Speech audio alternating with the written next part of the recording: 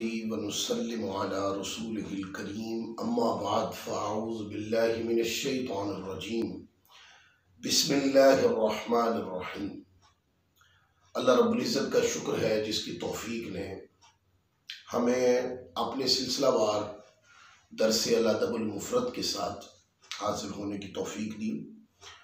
पिछला दर्स हमने बाब नंबर 98 और हदीस नंबर 191 पर इख्तिताम किया था और आज का जो दर्स है ये हम बाब नंबर 99 और हदीस नंबर 192 यानी 192 से आगाज कर रहे हैं।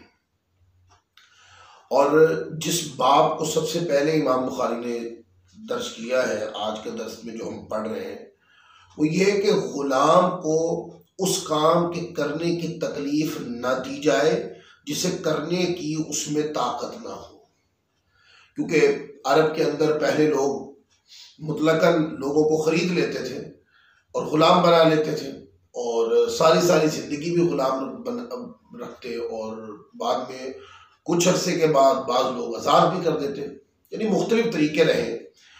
तो उन लोगों में ऐसा होता था कि वो हर तरह का काम, ग़ुलामों में बच्चे भी होते थे, जवान भी होते थे, ताकतवर भी होते थे, पहलवान भी होते थे, बूढ़े भी होते थे, मर्द भी होते थे, औरतें भी होती थी।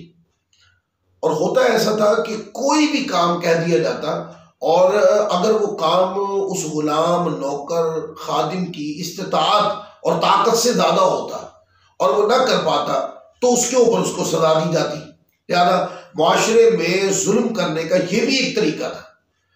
लिहाजा इस तरीके कार के ऊपर भी इस्लामी तरबियत मौजूद है कि हुज़ूर अलैहिस्सलाम ने मना फरमा दिया कि गुलाम को वो काम ना सौंपे कि जिस काम के अंदर उसकी ताकत ही नहीं है।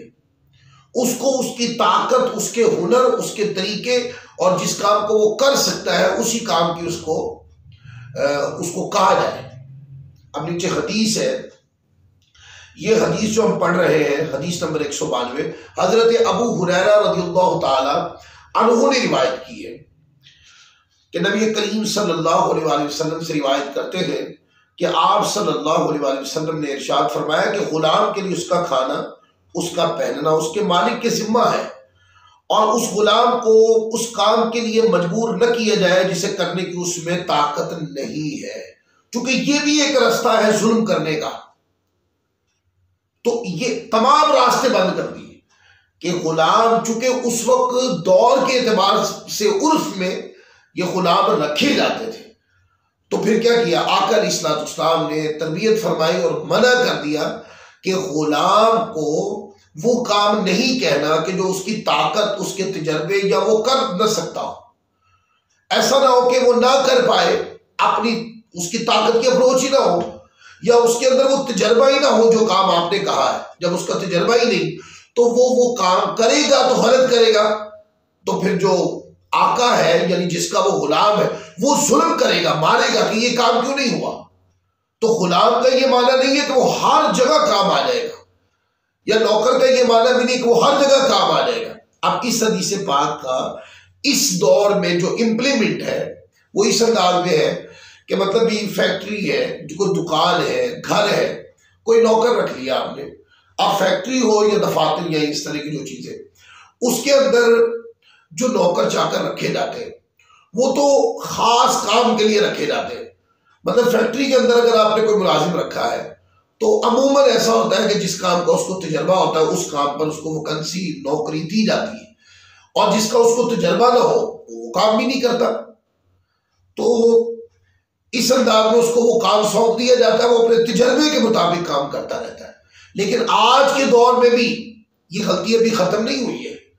आप देखिए तरबियत हुज़ूर अलैहिस्सलाम ने 1400 साल कमोबेश पहले फरमा दी थी, और ये कमियां कमजोरियां आज भी मौजूद है कि घर में हेल्पर के तौर पर एक गेट कीपर रखा है। अब गेट कीपर का काम है गेट कीपरी करना, आने जाने में वाले पे नजर रखना, या इस तरह के चंद उमूर वो सरंजाम देता है कि जिसके अंदर उसकी ताकत है, कुव्वत है, वो कर सकता है। तो घर वाले क्या करते हैं, हर तरह का काम उससे करवाते हैं। उनमें से कई काम ऐसे होते हैं कि जो तजर्बाकार आदमी के अलावा कोई नहीं कर सकता।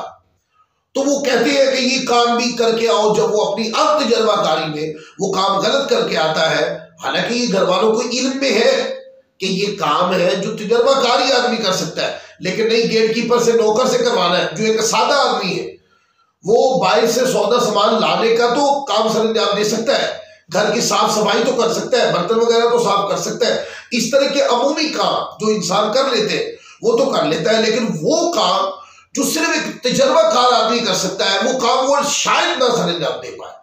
और अगर आप उसके काम जिम्मे लगा दिया आपने, वो गलत करके आएगा और उसके बदले में क्या होगा, उसको बेदब झिड़का जाएगा, मारा भी जाएगा, सख्त कलामी भी होगी, और जहां घरों में अखलाकी रिवाज गिरा हुआ है वहां गाली गलौज भी होता होगा, सख्ती भी होती होगी। तो ये इस दौर में सोचना है कि जो गुलाम रखा है, खादिम रखा है, या नौकर रखा है, माताद रखा है, हेल्पर रखा है, सोचना यह है कि इसको किस काम के लिए रखा है, इसका तजर्बा क्या है, ये क्या क्या काम कर सकता है। जो काम वो कर सकता है उसके वही काम जिम्मे लगाना चाहिए, और वो जो काम नहीं कर सकता वो काम उसके जिम्मे नहीं लगाना चाहिए, क्योंकि वो उस काम का बंदा नहीं है। हर फन के बंदे होते हैं, इस तरह हर काम के बंदे होते हैं। तो जो काम उसकी दस्तरस्त में हो, आप कोई खादिम, नौकर, गुलाम, अब गुलाम तो नहीं होते, बाकी खादिम नौकर होते हैं, हेल्पर होते हैं, उनको जब आप रख रहे हैं तो उनके काम जिम्मे लगा दें कि आपको इन 15 कामों के लिए रखा गया है और इन 15 कामों का आपको तजर्बा भी है, आप कर भी सकते हैं, उस तरह के काम सर अंजाम दें। तो ये भी एक जरिया, चूंकि मुआशरे के अंदर जुल्म का एक रास्ता इससे खुलता था, तो आका अलैहिस्सलाम ने तरबियत फरमा दी, और आपकी हदीस पाक ने दुनिया को क़यामत तक के लिए यह अखलाक का एक पैमाना मुकर्रर करके दे दिया कि अगर माताहत रखना है तो उससे वो काम नहीं करवाना जो उसकी अप्रोच से, उसकी ताकत से, उसकी कुव्वत से, तजर्बे से बाहर हो, जो ना वो कर सकता, उससे वो काम करवाए जो वो कर सकता हो। हाँ, अगर आपने कोई ऐसा काम दे दिया जिसमें वो गलती कर सकता है, क्योंकि वो काम तजर्बाकार आदमी का काम है और रूटीन में हमेशा तजर्बाकार लोग उसको सरंजाम देते हैं, आपने वो काम उनके जिम्मे लगा दिया, तब तरीकाकार ये है कि या तो उसके साथ कोई तजर्बाकार बंदा ज्वाइन किया जाए, ताकि जो अपनी तजर्बाकारी की बुनियाद पर उससे मुआवनत लेके उस काम को पाए तकमील तक पहुंचा दे। और अगर ऐसा मुमकिन नहीं और आप खुद भी नहीं सिखा सकते और इस तरह का कोई तजर्बाकार आदमी साथ ज्वाइन भी नहीं कर सकते, तो ऐसी सूरत में उसके काम गलत होने की सूरत में उसके ऊपर होने वाला जुल्म की शरीयत इजाजत नहीं देती। उसको गाली गलौज करना, बुरा कहना, मारना, पीटना, नौकरी से निकाल देना और उसके साथ उसकी पुश्तों तक को खंगाल देना, ये कोई अखलाकी तरीका नहीं है, इस्लाम इसकी इजाजत नहीं देता। इस हदीस पाक में ये तरबियत है। अब आप आगे देखें, हदीस नंबर 193 है, इसके अंदर हजरत बुकैर रिवायत करते हैं, हजरत अजलान अबा मोहम्मद ने उनसे अपनी वफात से कबल बयान किया कि उन्होंने हजरत अबू हुरैरा रज़ियल्लाहु ताला अन्हु को फरमाते हुए सुना, कहा कि रसूलुल्लाह सल्लल्लाहु अलैहि वसल्लम ने इरशाद फरमाया, गुलाम के लिए उसका खाना, लिबास देना उसके मालिक के जिम्मे है और उसे उस काम पर मजबूर नहीं किया जाएगा जिसे करने की उसमें ताकत नहीं। ये रिवायत इमाम बुखारी की अल-अदब अल-मुफ़रद के साथ अगर पढ़नी है बड़ी किताब में तो मुस्लिम शरीफ के अंदर पढ़ सकते हैं आप, 1662 के ऊपर ये रिवायत इमाम मुस्लिम रहमतुल्लाह अलैह ने भी अपनी सही मुस्लिम में दर्ज की है। फिर आगे हदीस नंबर 194, हजरत आमश रज़ियल्लाहु ताला अन्हु रिवायत है, कहते हैं कि हजरत मारूर रज़ियल्लाहु ताला ने फरमाया कि हम हजरत अबू ज़र गफ़ारी रज़ियल्लाहु ताला के पास से गुजरे तो उन पर कपड़ा था और उनके गुलाम पर हुल्ला यानी मुकम्मल जोड़ा था।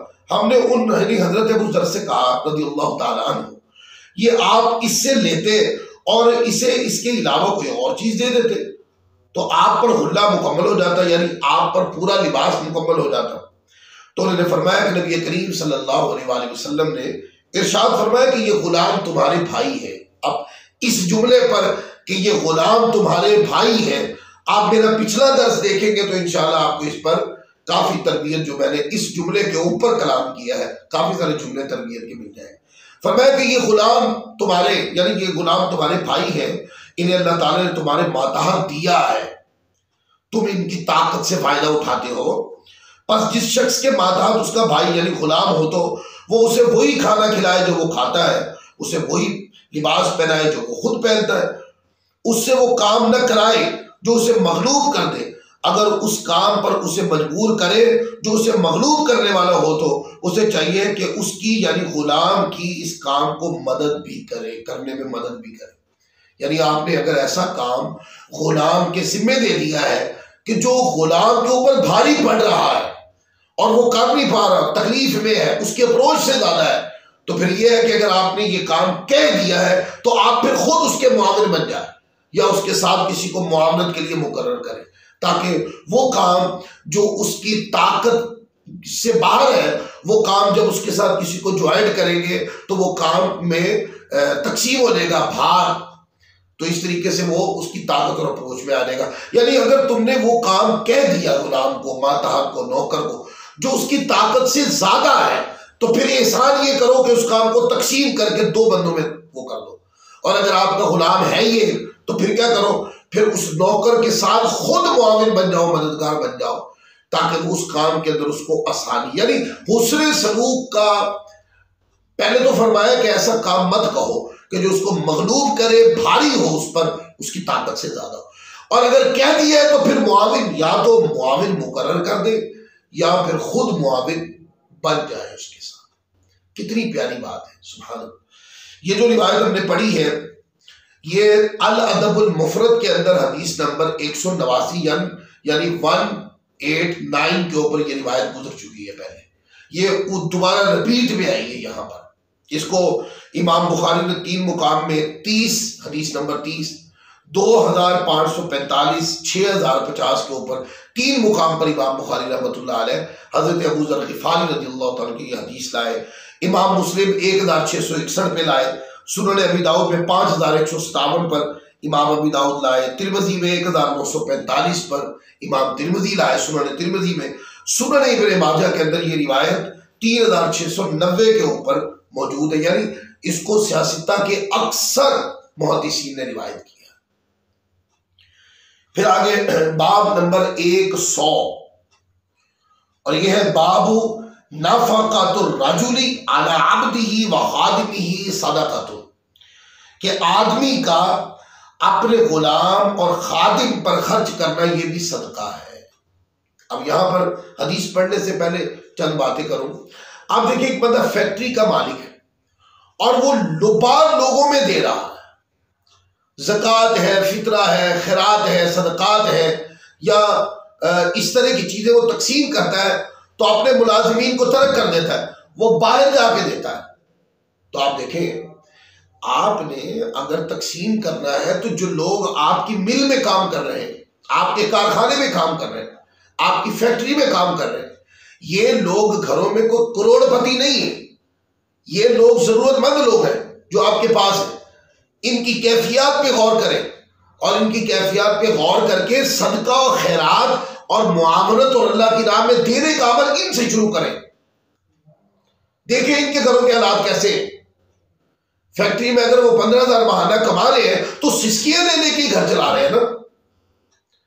अगर फैक्ट्री में उसको 20,000 तनख्वाह मिल रही है तो आज के इस महंगाई के दौर में 20,000 से कौन सा घर चलता है? घर नहीं चलते 20,000 से। गंदम महंगी हो गई, दीगर चीजें इतनी महंगी हो गई, उनकी कीमत डबल से भी ज्यादा हो चुकी है। तो क्या देखें, घरों की पोजीशनें देखें और फिर क्या करें, फिर ऐसा करें कि जब तनख्वाह दें, अब आप अल्लाह की राह में देना चाहते हैं तो जो मजदूर को तनख्वाह दे रहे हैं उसके साथ साथ एहसान भी कर दें। जो सदका खैरात देना इस रास्ते से पहले आगाज करें, अपने खादिमीन से, अपने नौकरों से, खादिमों से, मातहतों से, अपने हेल्पर लोग जो होते हैं उनसे शुरू करें। अगर तो आप जो तनख्वाह उनको देते हैं इससे उनके घर का सेटअप अच्छा चल रहा है तो फिर तो बहुत अच्छी बात है, और अगर अच्छा नहीं चल रहा तो इस मुकाम से आप खैरात का आगाज करें। आपके लिए जहां बहुत सारी दुआएं होंगी वहां इन्हीं के जरिए से आपकी रोजी में बरकत भी होगी। और जब आप इनके साथ एहसान करेंगे, ये लोग आपको दिल से ज्यादा चाहते हैं। ये आपका जो मिल का, फैक्ट्री का, दुकान का ये जो काम करते हैं ये और दिल लगी से काम करेंगे, इस तरह एहसान का ताल्लुक जो होगा वो बढ़ता चले जाएगा नेकी करने का। हदीस है, हजरत मिकदाम रज़ियल्लाहु ताला अन्हु से रिवायत है, उन्होंने हुजूर नबी पाक सल्लल्लाहु अलैहि वसल्लम को फरमाते हुए सुना, आदमी जो अपने आप को खिलाता है वो सदका है, जो अपनी औलाद को, अपनी बीवी को, अपने खादिम को खिलाता है वो भी सदका है। अब इसके ऊपर मैंने इब्तिदाई गुफ्तगू कर दी, ये हदीस आगे आ रही है, फिर उस पर गुफ्तगू करते हैं। आगे हदीस नंबर 196 है, नबी करीम सल्लल्लाहु अलैहि वसल्लम की हदीस हजरत अबू हुरैरा से रिवायत है, फरमाते हैं कि रसूलुल्लाह सल्लल्लाहु अलैहि वसल्लम ने इरशाद फरमाया। अब आपने इस हदीस पाक में दो नुक्तों के ऊपर गौर करना, पहले मैं मतन पढ़ता हूं फिर बात करते हैं। बेहतरीन आका अलैहिस्सलाम ने फरमाया, बेहतरीन सदका वो है जो मालदारी को बाकी रखे और ऊपर वाला हाथ नीचे वाले हाथ से बेहतर है। साथ फरमाया, और सदका की इब्तिदा उनसे करो जो तुम्हारे जेरे कफालत, यानी तुम्हारे मातहत है, बीवी मातहत है, औलाद मातहत है, माँ बाप जो है वो आपके जिम्मे है, माँ बाप के खुर्दो नोश्त और जिंदगी की बाकी जरूरियात। फिर इसी तरह आपकी फैक्ट्री है, दुकान है, कारोबार है, आपके मातहत लोग काम कर रहे हैं, ये सारे लोग आप इनके कफील हैं। तो फरमाया कि जब सदका करना हो तो यहां से इब्तिदा करो। फिर कहा ऐसा ना हो कि तू दूसरे लोगों पर खर्च करे और तेरी बीवी तुझे कहे कि मुझ पर खर्च कर या मुझे तलाक दे दे, यानी घर में ये फाका कशी की कैफियत कि बीवी कहे या तो घर वालों पे खर्च कर, मेरी जरूरियात पूरी नहीं हो रही, और अगर जरूरियात नहीं पूरी कर सकते तो फिर मुझे तलाक दे दो। और तेरा गुलाम तुझसे कहे कि मुझ पर खर्च कर या मुझे बेच दे, और तेरी औलाद तुझे कहे कि हम आप किसके सुपुर्द करते हैं, यानी औलाद कहे कि हमें आप किसी और के सुपुर्द कर दे फिर अगर आप हमें नहीं पाल सकते। सबसे पहला नुकता वो ये है कि बेहतरीन सदका वो है जो मालदारी में दिया जाए। आपके पास माल ज्यादा है और आप इस पोजीशन में हैं कि आप अपने माल से निकाल कर दूसरों की मुआमलत कर सकते हैं, तो अब आप दें। ऐसा ना हो कि आप ऐसे माल में से निकाल के दें कि जिससे आप अपने हुकूक के फराइज जो है उसकी पाबंदी न कर पाए, अदायगी न कर पाए। मतलब देखिए, माँ बाप को खाना पिलाना, माँ बाप की कफालत करना, ये औलाद के हुकूक है, माँ बाप के हुकूक है औलाद के ऊपर, ये औलाद को करना है। फिर इसी तरीके से बीवी है, उसकी कफालत आपके जिम्मे है, बच्चे हैं उसकी कफालत आपके जिम्मे है, नौकर जाकर उनकी कफालत आपके जिम्मे है। तो कोई बंदा इन पे खर्च ना करता हो, ये लोग सिस्किए लेते हो, ये लोग तंग हो, और वो क्या करे कि इनके ऊपर जो एहसान वाला माल था वो अपने माल में से निकाल के दूसरों को दे दिया, और अब माली तौर पे तंग है, तो जब माली तौर पे तंग है तो इनको थोड़ा थोड़ा देकर सिस्किए दिला रहे हैं। नहीं, सदका ये नहीं है। सदका ये है कि आप सबसे पहले जो नफा है उसकी इत्तला यहां से करें, अपने माँ बाप से, बीवी से, औलाद से शुरू करें। जब आप इसको पुर करें फिर आप अपने आइज़ा और क़रीब रिश्तेदारों की तरफ, आपके मातहत नौकर चाकर उनकी तरफ आए, और जब इनको पूरा करके, इनकी जिम्मेदारी अदा करके, जब आप कहें कि मेरा माल जो है अभी भी इजाफी है कि मैं अल्लाह की राह में दूं, तो मेरी मालदारी पे फर्क नहीं पड़ता, तो फिर आप उसके अलावा फिर बाहर जाए, गली बाजार में, मोहल्ले में, दीगर दोस्त अहबाब में देखें, अगर कोई कमजोर लोग नजर आए तो उनको दें। लेकिन बाहर देने का मतलब ये नहीं है कि घर में सिस्कियां और फाके चल रहे हैं और बार और सखी मशहूर है। ये सखावत का कोई तौर तरीका नहीं है, इसकी शरीयत में कोई हुक्म नहीं दिया। फिर आप देखें, दूसरी बात ये कि सदके की जो इब्तिदा है वो कहां से करनी है? बेहतरीन सदका, यानी ज़कात व फितरा के हकाम तो और है, मैं बात कर रहा हूं आम सदका जो हम अपने माल से निकालते रहते हैं बरकत के तौर पर, यानी सदकात नाफिला, तो उसकी इब्तिदा करनी, यानी जो हुस्न सलूक के तहत, एहसान के तहत आते, हुस्न सलूक के तहत आते, रज़ाए रब्बी के लिए किए जाते, उसकी इब्तिदा माँ बाप से शुरू करें। माँ बाप को इतना दे कि माँ बाप आपसे राजी रहे, बीवी को इतना दे कि बीवी के हुकूक की अदायगी मुकम्मल होती रहे, बच्चों को इतना दे कि बच्चों की कफालत का जो हुकूक है वो सारे के सारे अदा होते रहे। और जब ये हो जाए फिर आप अपने खादिमों, गुलामों यानी खादिमों, नौकरों की तरफ, माताहतों की तरफ आ जाए। उनमें देखिए कौन कौन कमजोर है। अगर इनकी अदायगी करने के बाद अगर कुछ बच जाए तो फिर आप इनकी तरफ आ जाए, फिर आप इनको दें, और जब आप इनको भी दे दें फिर बच जाए फिर आप बाहर जाए। लिहाजा ऐसा ना हो कि ये फाका कशी की वजह से बीवी आपको कहे कि जब आप मेरे हुकूक अदा नहीं कर सकते, मेरा नाम नफका पूरा नहीं कर सकते, तो फिर आप मुझे छोड़ दें। माँ बाप कहे कि आप हमें हमारी कफालत नहीं कर सकते तो हमें किसी और के जिम्मे दे दें। औलाद तड़प के उठाए, खादिम गुलाम कहे कि आप अगर हमारी कफालत नहीं कर सकते हमें बेच दें ताकि आपसे कोई और बंदा खरीद ले जो हमारी कफालत तो करे। और नौकर आपसे कहे कि सरकार अगर आप मुझे तनख्वाह नहीं दे सकते जो मेरा हक है, और या फिर आप मेरी मुआवनत नहीं कर सकते, तो फिर आप मुझे नौकरी से इजाजत दे दें ताकि मैं किसी और के पास नौकरी करके अपनी जरूरत पूरी कर लूं। ये है कॉन्सेप्ट जिसको आज नजरअंदाज किया जा रहा है। कई लोग ऐसे मिलते हैं, मेरी अपनी जिंदगी के बड़ा तजर्बा है इसके ऊपर। कई ऐसे लोग हमने देखे कि जो बार सखी मशहूर है और घर में माँ बाप ये कहते हैं कि किल्लत रिस्क की वजह से माँ बाप तंग है, बीवी तंग है, औलाद तंग है। और इसी तरह माता जो नौकर काम कर रहे हैं उनके सेठ बार सखी मशहूर है, और उनके मातहत लोग जो काम करते हैं उस काम से आने वाले पैसों से उनकी जरूरतें ही पूरी नहीं होती। फिर आगे देखिए, इसी बात की जो अभी मैंने बात की है, यही बात आगे फिर तफसील से आगे हदीस नंबर 197 में हजरत अबू हुरैरा रज़ियल्लाहु ताला अन्हु से रिवायत है, फरमाते हैं कि नबी करीम सल्लल्लाहु अलैहि वसल्लम ने सदका करने का हुक्म फरमाया। तो एक आदमी ने अर्ज की कि मेरे पास 1 दिनार है। आपने इससे फरमाया कि अपने आप पर खर्च कर दो। 1 दिनार जो है ना, अपने आप पे खर्च कर दो, अपनी जारी वज़ाकत दुरुस्त करो, अपनी जो फुकदान है आपके कमी का एहसास जो है इससे उसको दूर करो अपने अंदर की। उसने कहा कि मेरे पास एक दूसरा दिनार भी है। आपने फरमाया उसे अपने घर वाली पर, अपनी बीवी पे खर्च करो। उसने कहा मेरे पास एक और दिनार भी है। आपने फरमाया उसको अपने खादिम पे खर्च करो। फिर जहां तू देखे फिर खर्च कर, यानी पहले ये अपना आप, फिर बीवी बच्चे, वालिदैन, ये घर आ गया, फिर आपके मातहत जो है उन पर, और जब ये पूरे हो जाए तो फिर देखो बाहर कोई और अगर जरूरतमंद है और तुम्हारे पास माल के अंदर कोई चीज ऐसी है तो फिर वो दो। ऐसा भी नहीं दे सदका नहीं दे सकते कि जिस सदका को देने के बाद आप अपने रिस्क की जड़ें खोखली कर लें, वो इसकी इजाजत नहीं है। क्योंकि अल्लाह ने जो आपको माल दिया है वो दुनियावी हुकूक और जरूरतों को पूरा करने के लिए दिया है, और अगर वो सारा माल किसी बंदे ने सदका कर दिया और खुद फाकों पे आ गया तो ये सदके का दुरुस्त तरीका नहीं है। सदके का तरीका ये है कि माल करो और मेहनत करो, कोशिश करो, उम्दा कमाओ, उम्दा कमाने के बाद जरूरतें पूरी करो, जो इजाफे बच जाए वो अल्लाह की राह में दो।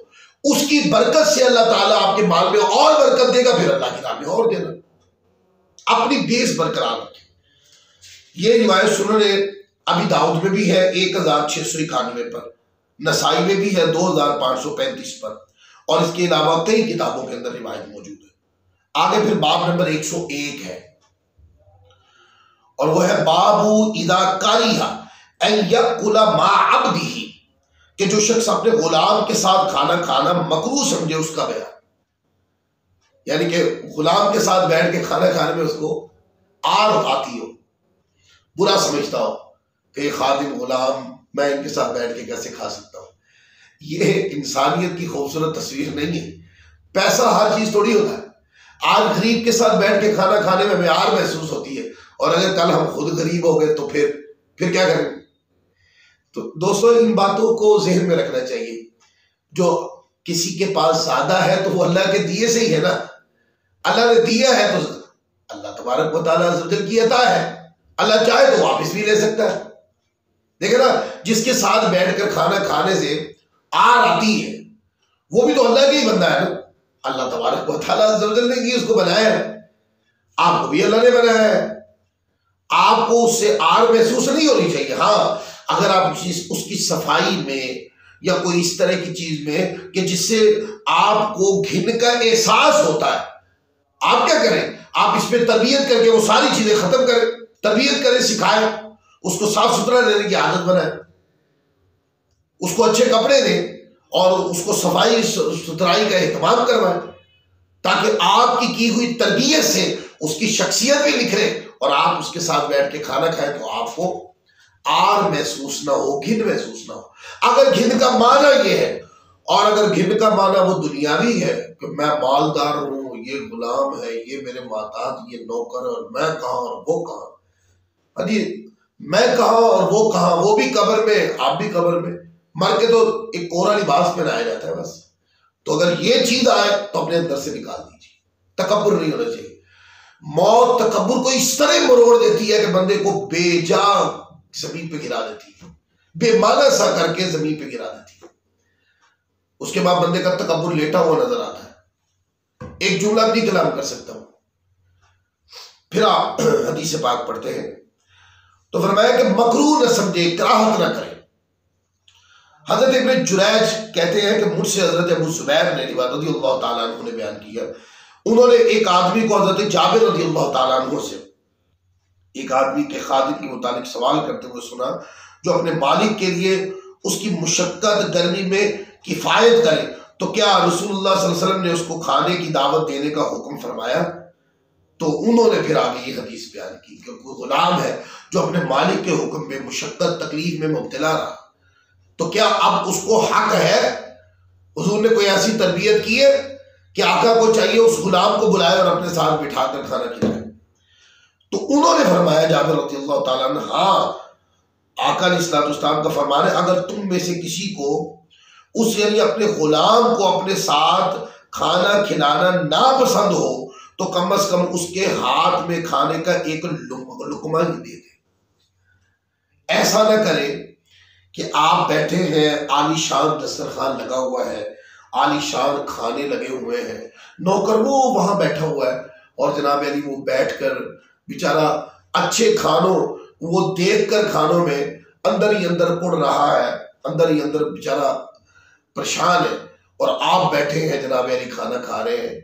बेहतर तो ये था कि जिस डेस्क पे बैठ के या जिस दस्तरखान पे बैठ के आप खाना खा रहे हैं वो भी आपके साथ ही बैठ के खाना खाता। लेकिन अगर आपकी तबीयत इसको कबूल न करे तो फिर क्या करें, किसी बाइज्जत चीज के अंदर खाना डाल के उसको अलग से एहतमाम करवा के दे दे, ताकि उसको ये कमजोरी और ये जिल्लत ये फील ना हो, अकेलापन, कि वो खुद तो खाते हैं पर हमें नहीं देते। आप खा रहे हैं आलिशान रिस्क, अल्लाह ने दिया है, अल्लाह के मखलूक को खिलाएंगे अल्लाह और रिस्क में इजाफा करें। तो तबीयत के अंदर करख्तगी नहीं होनी चाहिए। बेहतर यह है कि अपने साथ बिठा के खाए खिलाए, क्योंकि वो आपकी खातिर मुशक्कत भी तो उठाता है ना, तकलीफें भी उठाता है, परेशानियां उठाता है वो आपके लिए। आपने हुक्म दिया, वो काम पे लगा रहा, और जब तक आपने चाहा वो काम पे लगा रहा। अब उसकी खिदमत गुजारी का इतना सिला तो होना चाहिए ना कि आप उसको अपने साथ बिठा के खाना खिलाए। और अगर आप अपने साथ नहीं बिठाते तो फिर उसको इज्जत के मुकाम पे खाना पेश कर दे, ताकि उसको इंसल्ट फील ना हो, क्योंकि वो भी इंसान है, उसके अंदर भी इज्जत नफ्स है, एहसास है उसके अंदर भी। तो उसके एहसास को मनफी तरफ न जाने दें, बल्कि साथ नहीं बिठा सकते, कोई वजह है या तबीयत इजाजत नहीं देती, तो उसको इज्जत किसी और मुकाम पर दे। ये है तरबियत इस हदीस। फिर आगे हदीस नंबर बाब नंबर 102 है और हदीस नंबर 199 है, और बाब है बाबू युतइमुल अब्द मिम्मा याकुलु, के मालिक गुलाम को वही खिलाए जो वो खुद खाता है। आगे इमाम बुखारी ने ये बाब बांधकर नीचे वो हदीस लिख दी, और यही हदीस हजरत जाबिर रज़ियल्लाहु ताला अन्हु वाली हदीस ही नीचे इमाम बुखारी हदीस नंबर 199 के तहत ले आए इसको यहाँ। तो ये दो यानी एक ही मजमून की हदीस, हदीस नंबर 198 और 99 एक ही है। फिर आगे बाब नंबर 103 है, बाबू हल यजलिसु खादिमुहु माहु इदा आकल, कि क्या खाने के दौरान जब खुद खाए तो अपने गुलाम को साथ बिठाए। हालांकि ये बात पीछे बांध दिया था, अब इस हुक्म को मुअक्किद करने के लिए, इसकी दलालत को मजीद मजबूत करने के लिए, इस तरबियत को ज़हनों में रासिख करने के लिए इमाम बुखारी रहमतुल्लाह अलैह फिर हदीस को तीसरी बार लाए, पर दूसरी बार बाप बांध कर ये तरबियत लाए। और हदीस है, चूंकि ये रिवायत हजरत अबू हुरैरा से थी और पीछे वाले दो मतन हजरत जाबिर रज़ियल्लाहु ताला अन्हु से, इसलिए चूंकि हजरत अबू हुरैरा से रिवायत थी तो नया बाप बांध दिया। हजरत अबू हुरैरा रज़ियल्लाहु ताला अन्हु रिवायत करते, नबी करीम सल्लल्लाहु अलैहि वसल्लम ने, वो कहते आका ने फरमाया, जब तुम में से किसी का खादिम खाने के दौरान आ जाए तो वो उसे अपने साथ बिठा ले। अगर वो साथ बैठना कबूल न करे तो उसे उस खाने में से कुछ दे दे। अब देखो बदल गई, एक है कि आपका दिल नहीं कर रहा अपने नौकर को साथ बिठा के खाने में, तो क्या करें, उसको किसी और रिस्पेक्ट की जगह पे एहतमाम करवा दे, अच्छे बर्तन में खाना डालकर उन्हें कहे कि वो जहां बैठे उनको उसी मुकाम पर लगा दे। और अगर एक मिसाल है, आप खाना खा रहे, आपका बात तो नौकर या कोई आ गया है और वो एहतरामन आपके साथ नहीं बैठना चाहता, वो आपकी रिस्पेक्ट करता है, आपने कहा कि आप हमारे साथ बैठ के खाना खाएं, पर वो नहीं खाना चाहता, तो फिर क्या करें, फिर उसको किसी और जगह एहतमाम करवा दें ताकि वो अपनी खुशी से जहां बैठ के खाना चाहे वो खा ले। और खाना खा के वो करेगा क्या, वो आपके लिए दुआ करेगा। फिर आगे हदीस नंबर 201 है, यह हजरत अबू मुलाइका रज़ियल्लाहु ताला अन्हु से रिवायत है। फरमाते हैं कि हजरत अबू महजूरा रज़ियल्लाहु ताला अन्हु ने फरमाया कि मैं हजरत फारूक आज़म रज़ियल्लाहु ताला अन्हु के पास बैठा हुआ था और हजरत सफ़वान बिन उमैया अपनी चादर में एक प्याला लेकर आए जिसको लोगों की एक जमात ने उठाया हुआ था। बस उन लोगों ने वो प्याला हजरत उमर रज़ियल्लाहु ताला अन्हु के सामने रख दिया। तो हजरत उमर रज़ियल्लाहु ताला ने मिस्कीन लोगों और लोगों के गुलामों को और अपने इर्द गिर्द बुलाया और उन मिस्कीनों और गुलामों के साथ मिलकर खाना खाया। अब देखे ना हमारे काबरीन का तरीका कि सारे मिस्कीन जो आए थे, गुलाम मिस्कीन, वो सारे आ गए और बादशाह इस्लाम ने यानी अमीरुल मोमिनीन मुसलमानों के खलीफा है और खलीफा राशिद, उन्होंने साथ बैठकर मिस्कीनों के गुलामों के अपने कितना आलीशान मनसब है, लेकिन अपने मनसब को बीच में आड़ नहीं बनाया, बल्कि तरबियत की कि बड़ों का काम यह है कि छोटों के साथ मिल जाना, उन पे शफकत करना, मोहब्बत करना। मिस्कीनों गुलामों के साथ बैठकर फारूक आजम ने खुद खाना खाया। ये अकाबरीन का रम्ज, उनका अखलाक, अंदाज, जिंदगी का म्यार कि तबीयत में सादापन है और इतनी रहमत है कि गुलामों के साथ, मिस्कीनों के साथ भी बैठ के खाना खा लेते। तो फारूक आज़म रज़ियल्लाहु ताला अन्हु ने खाना खाया। फिर उस वक्त फरमाया अल्लाह ताला उस कौम से निपटे, या फरमाया अल्लाह ताला महरूम रखे उन लोगों को जो अपने गुलामों के साथ खाना खाने से मुंह मोड़ते हैं। हजरत सफ़वान रज़ियल्लाहु ताला ने कहा, अल्लाह की कसम हम तो इनसे मुंह नहीं मोड़ते, बल्कि हम इनको अपने ऊपर तरजीह देते हैं। अल्लाह की कसम हम कोई ऐसा पाकीज़ा खाना नहीं पाते जो हम ना खाएं और इनको ना खिलाएं।